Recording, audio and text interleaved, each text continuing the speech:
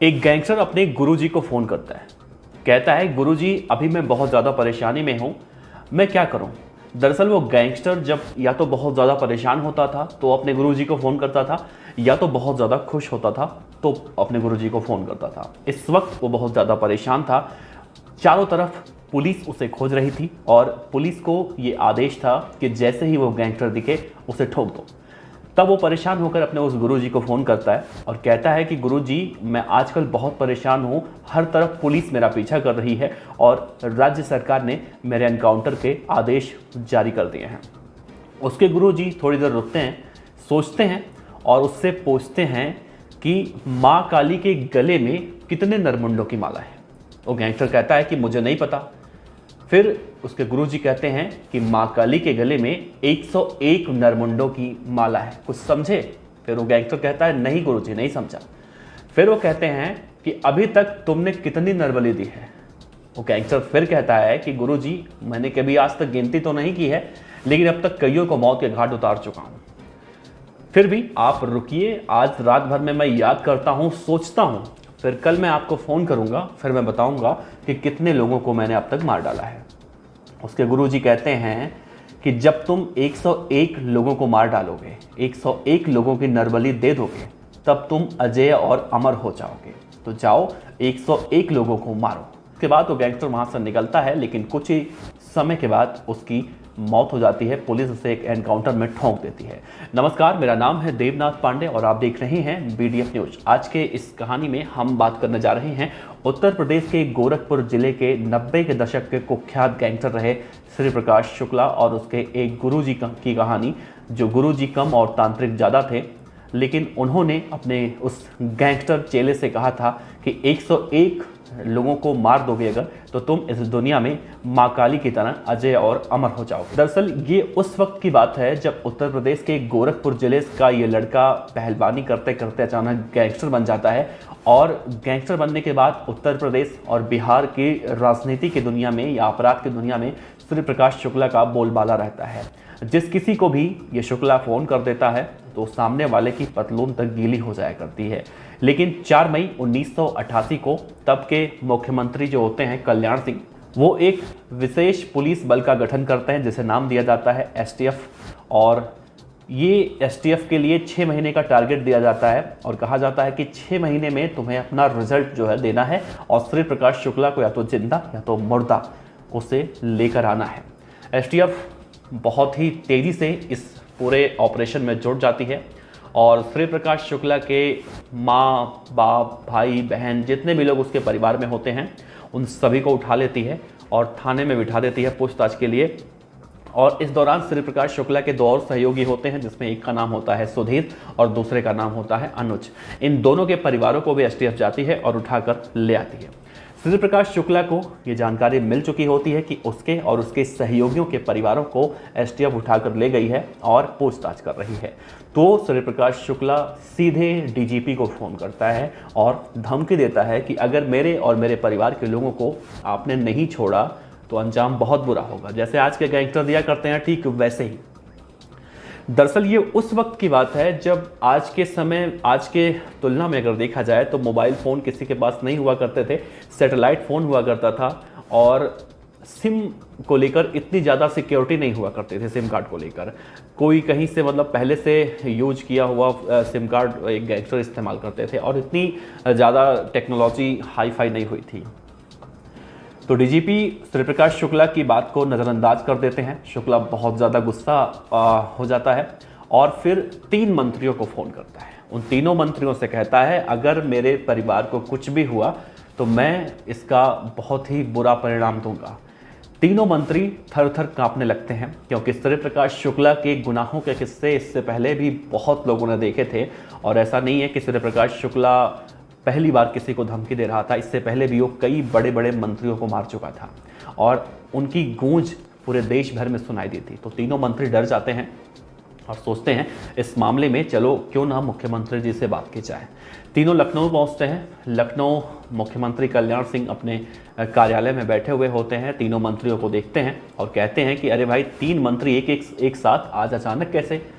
तीनों मंत्री बैठते हैं और कहते हैं कि साहब आपने आदेश दिया है सूर्य प्रकाश शुक्ला और उसके सहयोगियों के उसके साथियों के परिवार को जो उठवाने का आपने आदेश दिया है वो पूरा बहुत ज़्यादा चर्चित हो रहा है।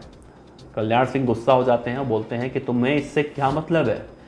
सूर्य प्रकाश शुक्ला जिस तरह से उत्तर प्रदेश, बिहार, नेपाल इन सब जगहों पे जाकर आतंक का पर्याय बन रहा है, तो और यहाँ तक कि मुझे भी मारने की सुपारी वो ले चुका है, मतलब मुख्यमंत्री को मारने की सुपारी ले चुका है, तो जब तक उसका अंत नहीं किया जाएगा तब तक कुछ भी नहीं होगा। शुक्ला के जो मंत्री होते हैं जिन्हें वो धमकी देकर वहाँ भेजता है वो भी वापस लौट आते हैं निराश होकर, उन्हें सफलता नहीं मिलती है। अब शुक्ला पूरी तरह से बौखला चुका होता है। हालांकि एसटीएफ की टीम लगातार शुक्ला के फ़ोन के लोकेशन को ट्रैक करके वहाँ तक पहुँचने की कोशिश करती है। शुक्ला का एक जगह ठिकाना नहीं रह जाता है, वो अपने ठिकाने लगातार बदलता रहता है। इधर शुक्ला यूपी, बिहार और नेपाल बॉर्डर पर रह रह के बहुत ज़्यादा परेशान हो चुका होता है, तो सोचता है क्यों ना अब दिल्ली का रुख किया जाए।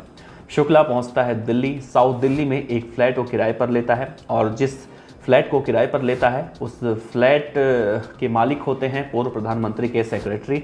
तो शुक्ला को लगता है कि अगर इतने बड़े आदमी का ये फ्लैट है तो यहाँ पर तो कोई दबिश देने नहीं आएगा, लेकिन यहाँ से कभी फ़ोन पर बात नहीं करेंगे हम लोग अगर फ़ोन पर बात करना होगा तो हम कहीं 10-20 किलोमीटर दूर जाएंगे और वहाँ से फ़ोन पर बात करेंगे। तो इस दौरान वो जहाँ जहाँ जाता वहाँ पुलिस अगले दिन उसको देखने को मिल जाती। दरअसल पुलिस उसके लोकेशन को ट्रैक कर रही थी और लेकिन फिर भी शुक्ला का वो पता नहीं लगा पा रही थी। फिर शुक्ला एक दिन जाता है उसी रास्ते पर जहाँ पर वो एक दिन पहले गया हुआ होता है। शुक्ला वहाँ पर पुलिस को देखता है तो उसके दोनों साथी अनुज और सुधीर कहते हैं कि भैया मैंने आपसे मना किया था कि इतना फ़ोन पर मत बात करो, देखो पुलिस फ़ोन पर बात करने की वजह से यहाँ तक पहुँच गई। शुक्ला उसे डांटता है, कहता है चुप, जाके पता करके आ सामान लेने के बहाने कि वो लोग क्यों आए हैं यहाँ पर, हो सकता है वो लोग किसी और के लिए आए हों। वहाँ पर जाता है सुधीर और उस दुकान पर सामान लेने के बहाने से तो जाता है, तो उसे मालूम चलता है कि ये तो सूर्य प्रकाश शुक्ला के लिए यूपी एसटीएफ है और खोज रही है। वापस वो भागा आता है, शुक्ला से कहता है भैया ये लोग कुछ टावर ओवर का नाम ले रहे थे, मोबाइल टावर का, और उसी के ज़रिए हमारे तक पहुँच रहे हैं। शुक्ला को ये लगता है कि ये झूठ बोल रहा है क्योंकि हमेशा से ये ऑब्जेक्शन उठाता है मोबाइल पर बात करने के लिए, हो सकता हो इस नाम से वो डरा रहा हो हमें। फिर शुक्ला कहीं और जाता है 50 किलोमीटर दूर, वहाँ से लोग बात करते हैं, पुलिस वहाँ पहुँचती है। फिर दूसरे दिन वो वापस उसी जगह पर आ जाते हैं जहाँ पर एसटीएफ के अधिकारी वहाँ शुक्ला को खोज रहे थे। सूर्य प्रकाश शुक्ला अपने दोनों साथियों के साथ उस दुकान पर पहुँचता है, एक कोल्ड ड्रिंक मांगता है। दुकानदार से पूछता है कि अच्छा भैया ये बताइए कि ये टावर लगाने में कितना खर्चा आता है, कैसे क्या होता है। वो दरअसल वो जानकारी चाहता था कि ये टावर का खेल है क्या। दुकान वाला इतना सुनते ही एकदम से बौखला जाता है, कहता है यार क्या बात है, आजकल आप लोग टावर बहुत पूछ रहे हो। अभी कल पुलिस वाले आए थे और 3-4 लोग आए थे, सब लोग टावर के बारे में पूछ रहे थे।